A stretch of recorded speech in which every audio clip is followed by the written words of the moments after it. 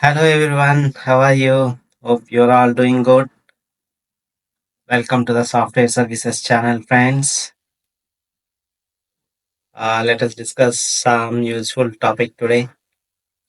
So we are in the Google Cloud tutorials, friends, and in our earlier classes we already saw how to uh, register with the Google Cloud and set up a billing account. And after that, so we are going to see how we can interact with the Google Cloud, right? After setting up our registration and billing account, right? So Google Cloud allows us to interact with the with its cloud-based resources and services, right? Now we need to uh, do something with the Google Cloud, right? So how many ways we can interact with the Google Cloud, right? So the topic we will see today. Let us jump into the topic, friends. Yeah, let us use laser pointer. Okay, so the prerequisite to understand this topic is you need to understand and set up your user registration and billing account. Okay, to interact with the Google Cloud. Without doing a user registration and billing setup, you cannot interact with the Google Cloud, guys. Okay. So if anybody comes and watching this video directly, then I recommend you to please watch this playlist in my YouTube channel to get a good understanding. Right? I'm resuming into the topic. Yeah. So let us discuss various ways of interacting with Google Cloud. So how why we need to interact? Because we already discussed in cloud computing all the servers, storage, databases, all these IT resources exist in the remote data centers. Okay, the data centers are owned by Google Cloud, or it may be other public service providers like Amazon or Microsoft Azure, like that. We are dealing with Google Cloud, right? So all these data centers are owned by Google. Okay, so these data centers are in remote, right? So how we can connect with that data centers to use these services, cloud-based services. Okay, there are several ways to interact with the Google Cloud, friends. So let us discuss one by one. So first and easiest way to interact with the Google Cloud is by using Google Cloud Console. Okay, so I will show first I will walk you through all the various options, and then I will practically show how we can interact with the Google Cloud by using different options. Okay, so let us first discuss the theory part. So first and the easiest method is by using Google Cloud Console, which is a graphical user interface, friends. Okay, so it is like a normal web-based graphical user interface, which is very much user-friendly to interact with the Google Cloud. Okay, by using these, uh, web-based GUI, it's like a website. Okay, so whatever things we are doing in the website, similarly here as well, we can manage. We can create servers, virtual machines, storage buckets, databases, and all other services. We don't need to do any separate code or something like that, or all these things are very easy, right? And then so it's actually it is a visual interface, friends, which is user friendly. Okay, and the next one is by using cloud SDK and cloud shell. Okay, Google Cloud SDK and cloud shell both are command line interface, friends. Okay, so in which as opposed to graphical user interface, this command line interface uses, we need to type some commands to interact with the Google Cloud. Okay, So it is a command based interaction. Okay, for each and everything we need to give commands. Okay, at the prompt. So let us see how we can use it. Okay, so let's first discuss Cloud SDK. This Cloud SDK is a software development kit in which it has a numerous tools and utilities that needs to be downloaded and installed in our local machine, in a sense local laptop. Okay, so after installing this Cloud SDK, uh, we can interact with the Google Cloud by giving commands. Okay, various commands will be there. For example, virtual for creating virtual machine, there are some set of commands. For creating storage buckets, there are some set of commands. For creating databases, service specific commands will be there.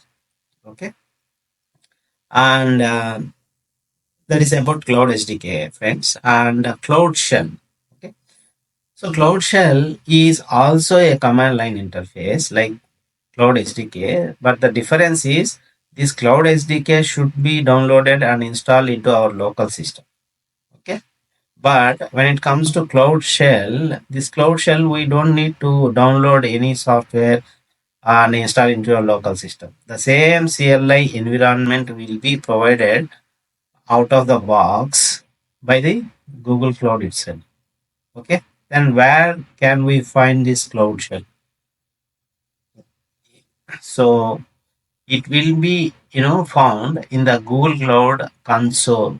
That web based visual interface will be there, right? At that visual interface itself there is one icon called Cloud Shell.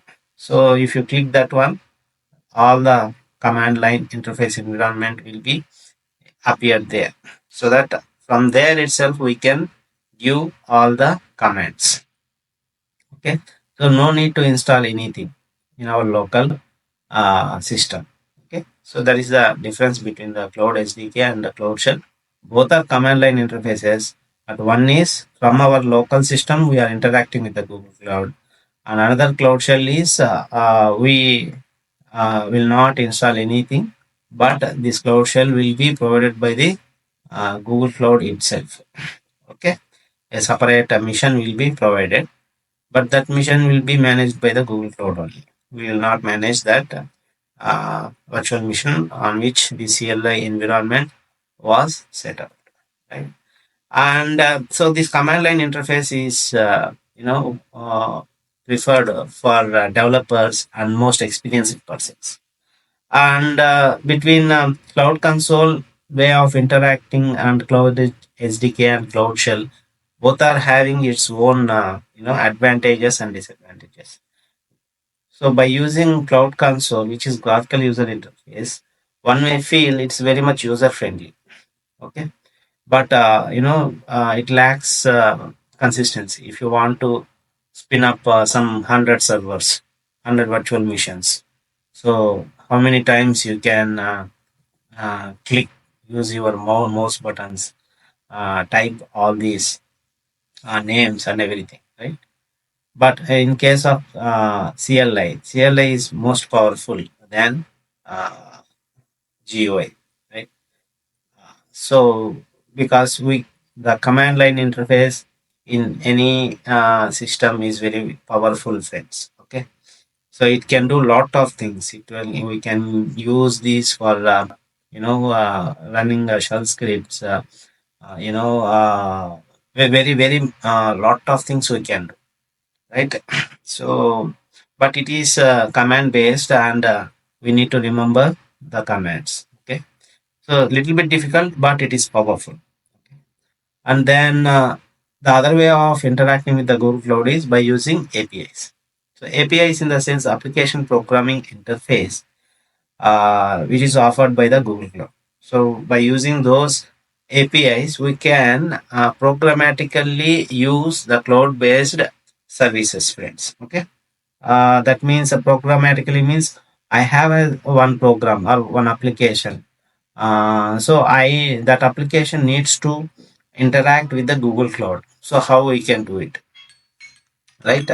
So by using application programming interface offered by the Google Cloud, we can make use of those APIs, and from our application, we can interact with the Google Cloud by using the APIs. So cloud storage is having its own API, and for creating VMs, for creating databases, interacting with any service, Google Cloud provides the specific APIs for interaction. Okay, from our application or from our programs, we can interact with the Google Cloud based services, right?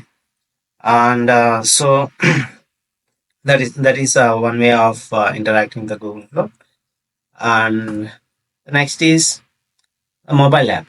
So we can uh, interact with the Google Cloud by using mobile app. We can go to the Play Store, and we can download the Google Cloud mobile application to our mobiles. And from our mobile, within our hand, within wherever we go, we can manage with our mobile phone itself. Manage in the sense, we can see the projects, we can see the resource utilization, basic stuff. Okay, but not all, like in the way of using cloud console, or uh, this thing which is having more functionalities and features. But this mobile app contains a preliminary stuff we can do with the GCP, like how many projects are there, how much is resource utilization, how much bill it is coming. Okay, and the good thing is, there is also a command line interface in this application, mobile application, so we can run some commands also.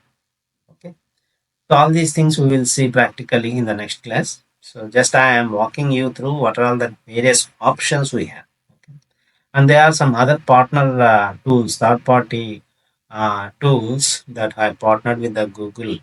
Uh, okay, so by using those partner tools, also we can interact with the Google, but it is a special case. Okay, and so okay, so right now we are having these 5 ways of interacting with the Google Cloud. Which way to use? Okay, which way to use in the sense we can make use of all these options based on our requirement. Okay, all these options is having its own requirements. Okay, so based on our requirement, we can match and mix these options, and we can uh, use these various ways in fulfilling our requirement by interacting with the Google Cloud. Okay, okay, guys. So this is it for now, and in next class we will see how we can do all these things. Okay, practically. So till then, bye bye. It's Vida signing off. Thank you, friends.